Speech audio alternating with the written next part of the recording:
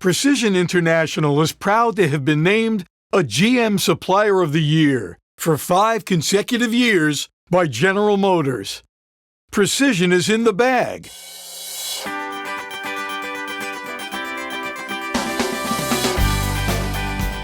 Hi, I'm John Salazzo, Vice President of Sales for Precision International. For over 40 years, Precision International has been providing transmission shops around the world the best sourced, most complete transmission kits available. We make every effort to provide transmission rebuilders with key information, including installation tips and product updates to make rebuilds with our kits more efficient and easier. Our website features an ever-increasing library of video seminars featuring industry expert John Palmer. John has made presentations at trade shows and taught classes on transmission rebuilds around the world. John also runs his own very successful transmission shop in Center H, Long Island. We've asked him to talk about some of the day-to-day business strategies he employs to manage the shop and share some of his experiences from providing seminars around the world.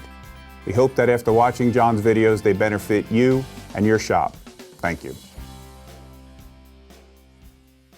So now we've gotten all the bolts out and we're removing the valve body, and we're looking at internal valves. This is the Range Selector, which tells it what, when you move the shifter, this moves and tells it what range it's in, right here.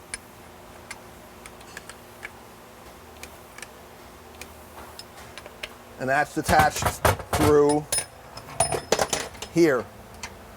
So when you move the shifter in the vehicle, it moves this piece of linkage and tells it what range to be in. So that's the mystery behind that. So now by doing literally a million of these, we've seen similar things happen. And so we have check balls in the transmission, which are like this, and they're relief balls, and they shuttle back and forth in the valve body in different locations, such as here and here, and allow pressure to come and vent and go off, and it seals against the plate. This would be the plate, and this is how they seal. If you can see that, it has like a little witness mark in the plate. The gasket has a notch for it, and that's where it sits. So now what happens is, this is a 200,000 mile driver that hasn't seen an easy day in his life, I think. And what transpires now is the check ball actually blows completely through the plate and gets stuck in the plate. And now, I just pushed it out with my finger. And now what happens is the fluid can't exhaust. So now that takes a clutch out with it and actually hogs the hole out. You can see the size of the hole now. So we'll repair that or change the plate out, and you can see how it sticks straight through one side and to the other. This is a common thing we see with these trannies. This isn't anything we haven't worked on before or work on again. These are on the way, people say that these are on the way down because about 6 years ago, GM started making a 6-speed transmission, and they thought that that was going to be the fix-all to everything. Well, they started limited release with the 6 speeds, and they break more than these old 4-speeders, 4L60, which I'm happy about because that shows some life in the industry that will be fixing a lot more things in the future.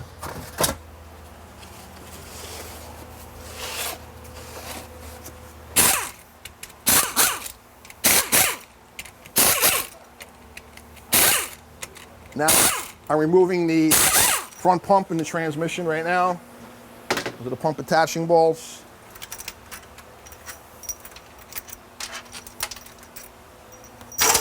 The biggest thing with doing this job is just keeping track of everything. It might look haphazard as to what I'm doing right now, but it's actually not. I'm keeping track of all the components in a basket so I can get to them when I clean them. The worst thing to do is have something missing. A bolt, a clip. Everything has to be in a certain place in a certain time. This is the front pump assembly. As you can see, I just dropped the bolt. I'm making sure we don't lose it. I don't care if it's in the pan, if it's in a basket. When I have one of my guys coming in the back and tearing stuff down with me, just don't lose it. Put it in a rag, put it in the bucket, put it in the can. Okay, so here you have the front pump assembly on the 4L60E. It's a vane style pump. These do go bad. I have these reman in stock. This one happens to be in good shape. The vanes are okay.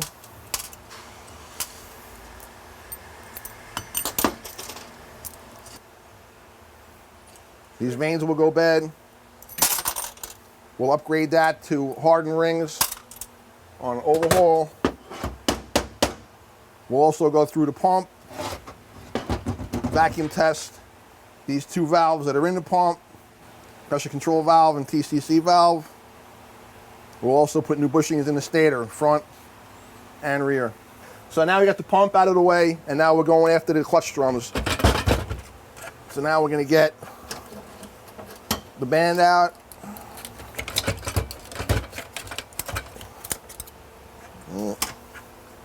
Gonna make a liar out of me.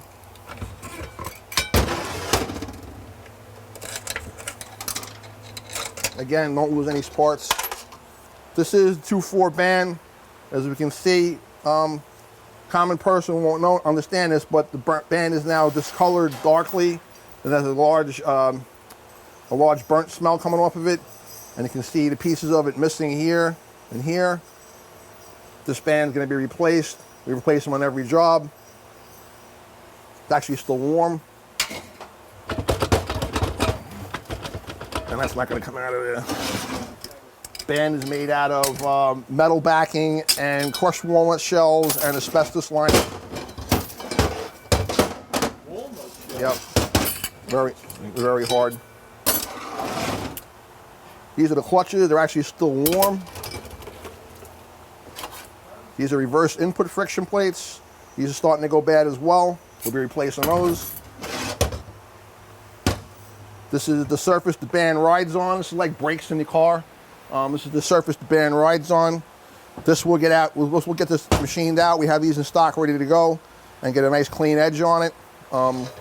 These will warp, and if you put back a new band on a warped drum, the job will be back pretty quick with a problem. Yeah. Okay, so we had that check ball stuck, blown through the separator plate in the valve body. And when we road tested the vehicle, it had no third and no fourth. So the 3/4 friction plates are in this input clutch housing, and they spline into the forward planet and the sprag. The drum is now frozen in the case because the clutch plates have been distorted and smoked and bent, and the truck's been driven so it has no third gear. So once it started to slip a little bit, the person driving the vehicle kept driving it until it incinerated itself. So this is what happens now, is now the drum is now stuck in the unit, and we've got to get it out. If I can't get it out, we're going to go for a core, and we'll build a core for it. We won't waste too much time on this right now because we have to turn this around pretty quick, and that's where we're at. So now we're trying to get this clutch out of here. We've been wiggling a little bit, and now we've got the drum out. So now, again, we can't lose any little parts.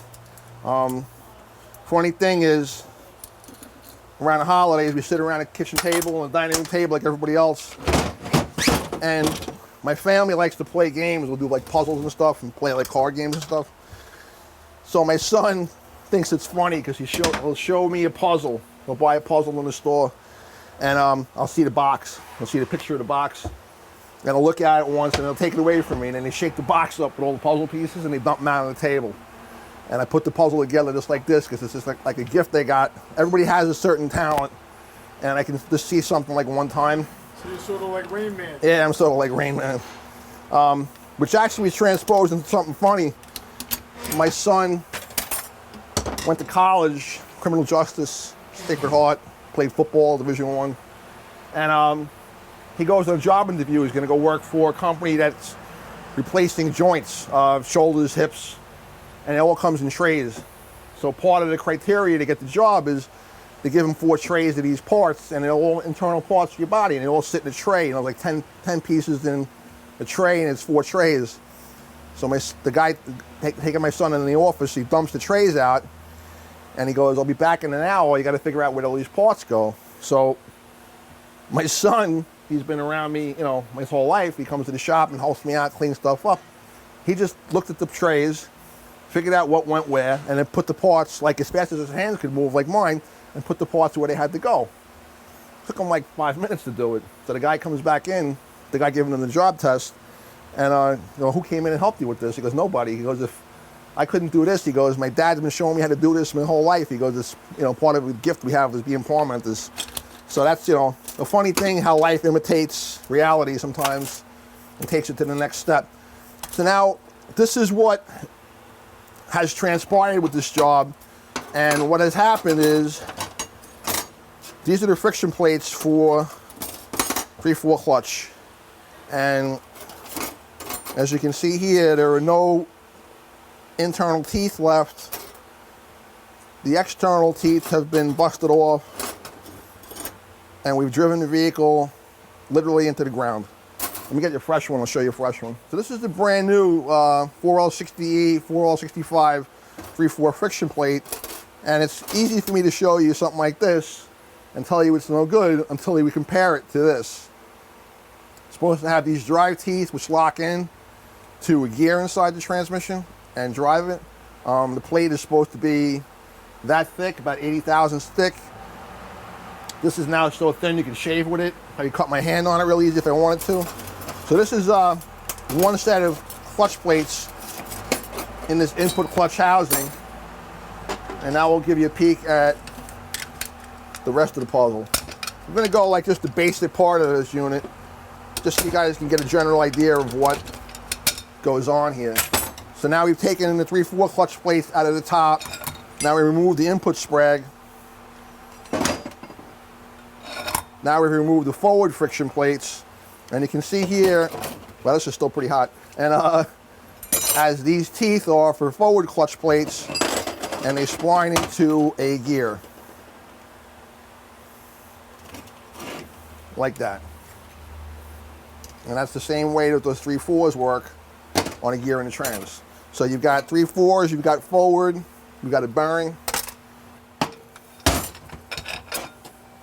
And now we've got overrun.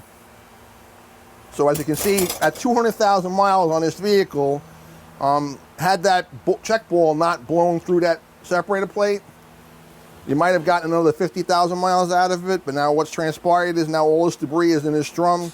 We've got to disassemble this drum, get the pistons out of it, get the unit cleaned up so there's no debris in the transmission. And so we took it today from road tests from my service manager to Mark pulling the transmission out, and this is what caused that drivability issue, is driving down the road with no third and no fourth gear. And this is what transpires now. So you've just seen a basic quick look at this now. Got about another hour of taking this transmission completely apart, cleaning it, prepping it, and getting it ready to go. And this will be back in the car tomorrow morning and leaving here tomorrow by lunchtime. So I hope you've enjoyed this little tour of how a transmission actually, things happen when you bring it to a shop. We're trying to just educate people and show them, get a little insight as to what transpires. And thank you. I hope this was educational to you and helpful to you some way, somehow. And we'll see you on the next video. Take care, man.